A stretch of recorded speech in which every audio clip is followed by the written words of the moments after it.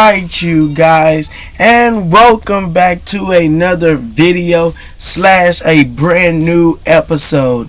And today we are going to be talking about how hard it was for tornadoes to form in 2020. When I'm talking about it was hard, it was hard. Today we are talking about tornadoes of 2020.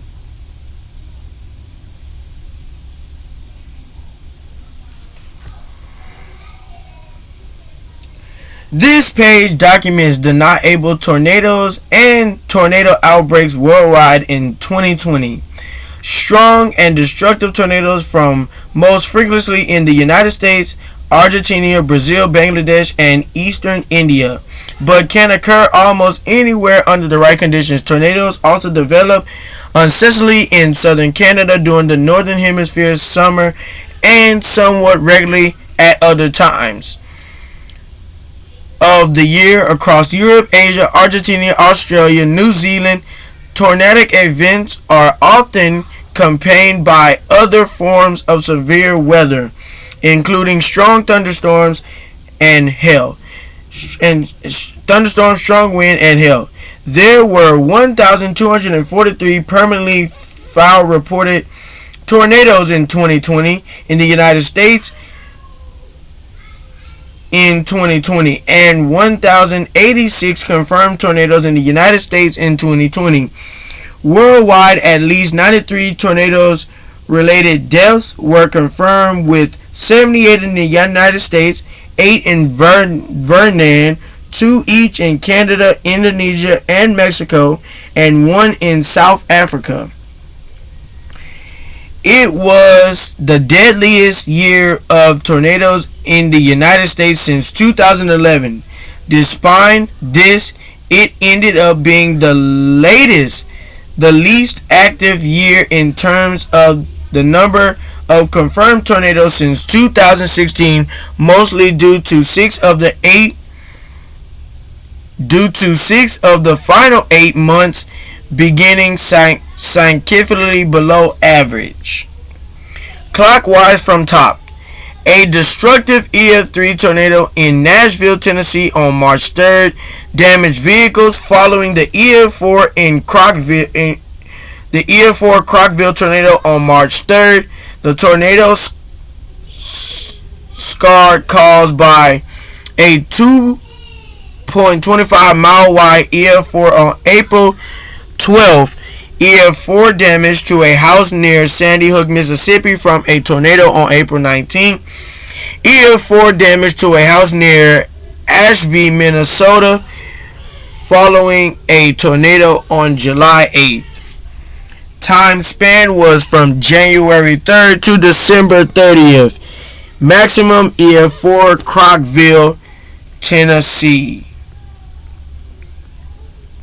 So, again, as I say, it was very hard for tornadoes to form in 2020, which left us with 109 EFU, 443 EF0s, 421 EF1s, 89 EF2s, 18 EF3s, and 6 massive EF4s. First, let's check out the January 11th, Louisiana. Here is the Sligo Hilton Cybe Hurricane Louisiana EF2. It formed at 1:24 p.m. and dissipated at 2:05 p.m. 41 minutes. EF2, 135 miles per hour, 3 fatalities and no injuries.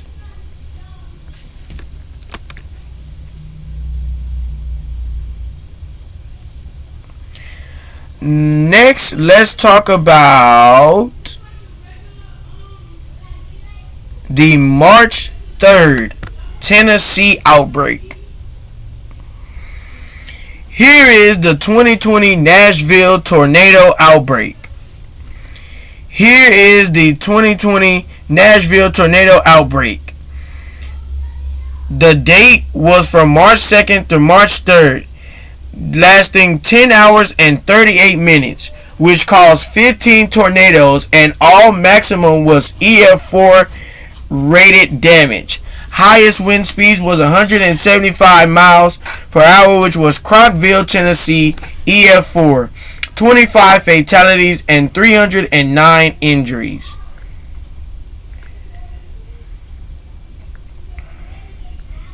Here is an EF1, another EF1, a EF0, a EF2, and here's also another EF2, and another EF2, a EF3, and a EF4 northwest of Baxter to Cookeville. And here is a EF2, a EF0, a EF0, a EF1. Here is the Nashville, Mont Juliet, LaBon, Gordonsville, Tennessee, EF3. It started at 12:32 a.m. and dissipated at 1:35 a.m. 63 minutes.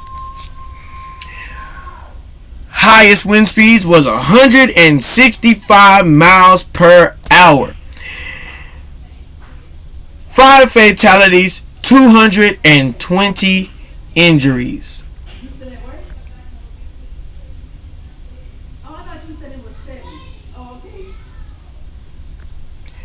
And here is the Pomnum County, Cookeville, Tennessee. It formed at 1:48 a.m. and dissipated at 1:56 a.m. 8 minutes, 175 miles per hour, 19 fatalities, and 87 injuries.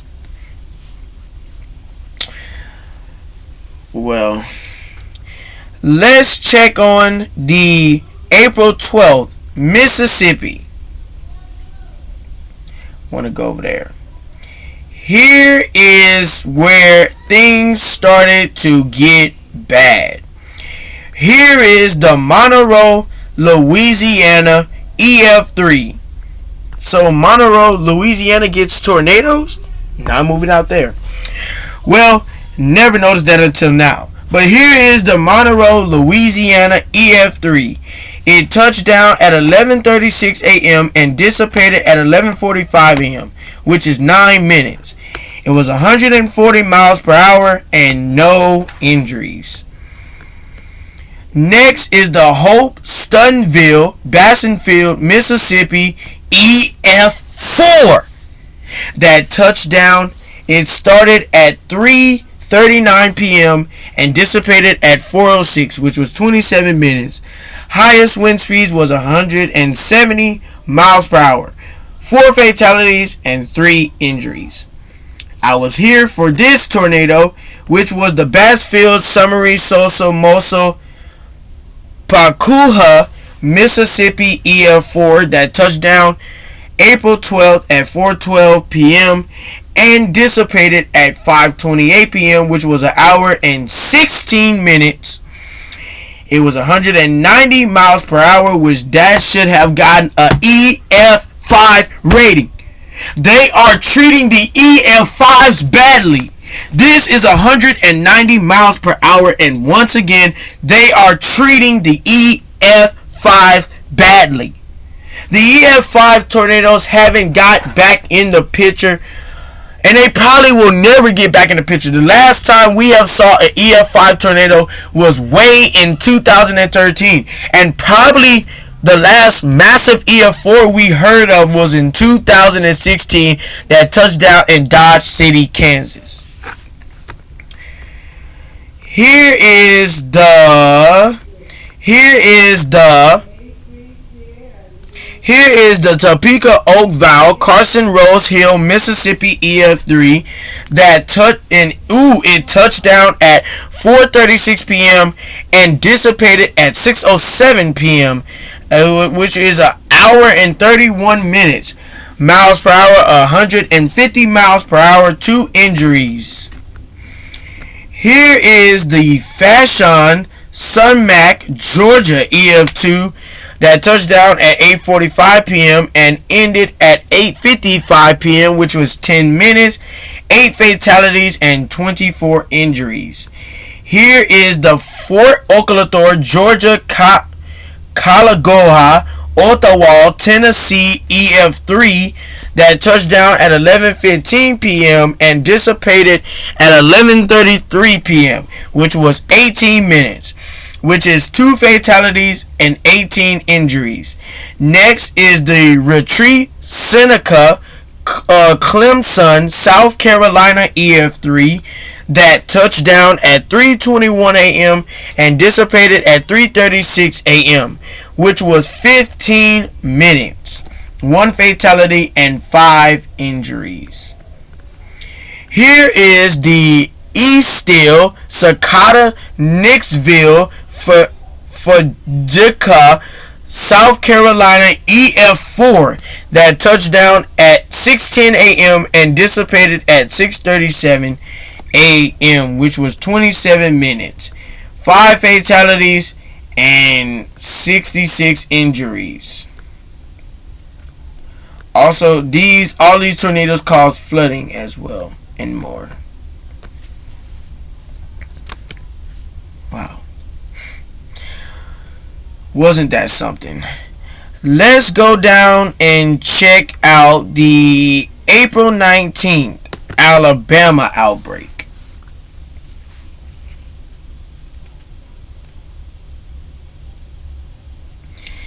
And here is that EF4 we was probably just talking. Oh no. This is the EF4 that was southeast of Tylerstown to Sandy Hook to northwest of New Augusta. And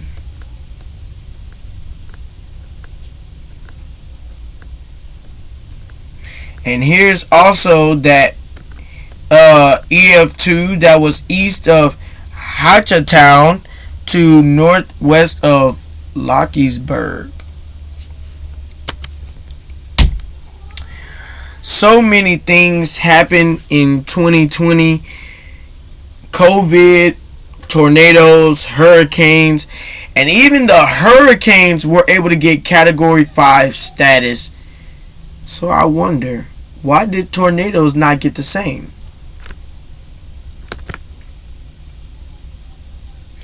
Here is the April 22nd outbreak.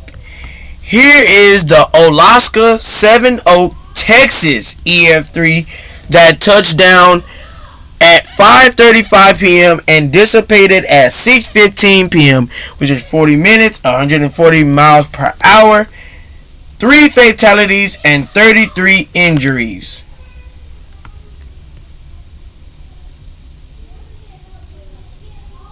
Here is the May 17th, Louisiana.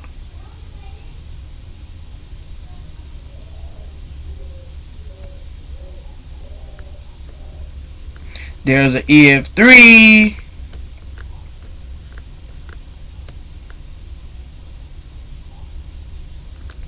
Let's go down to May 28th.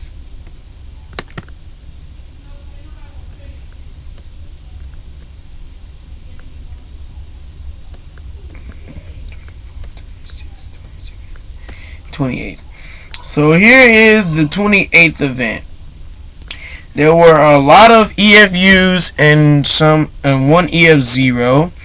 And then May 30th, there was a EFU that touched down in Millhaven, Georgia. And here are some events that took place in June, which were nothing but EF0s and EF2s probably. And there were also some that took place in July. EF0s were the most of it, but you know what I'm saying.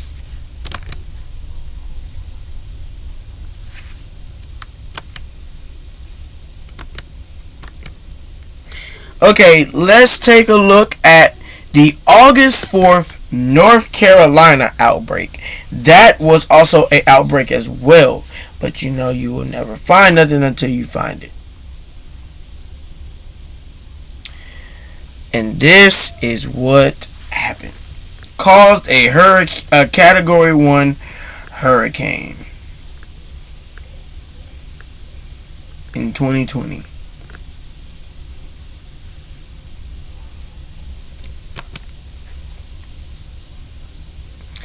And also, let's check out the August 30th South Dakota.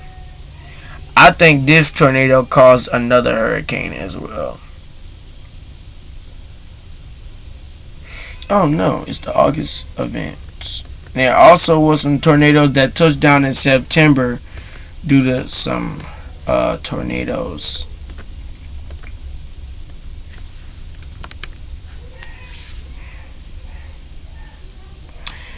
Well, you guys, if you enjoyed this episode, make sure that you like, comment, subscribe, hit that bell, and turn on post notifications so you will be notified every single time we post another video. And if you would like for me to do all if you would like for me to do all EF4, if you would like for me to do EF4 versus an EF5 tornado video, make sure that you like, comment, subscribe, hit that bell, and turn on post notifications so you will be notified every single time that we post another video.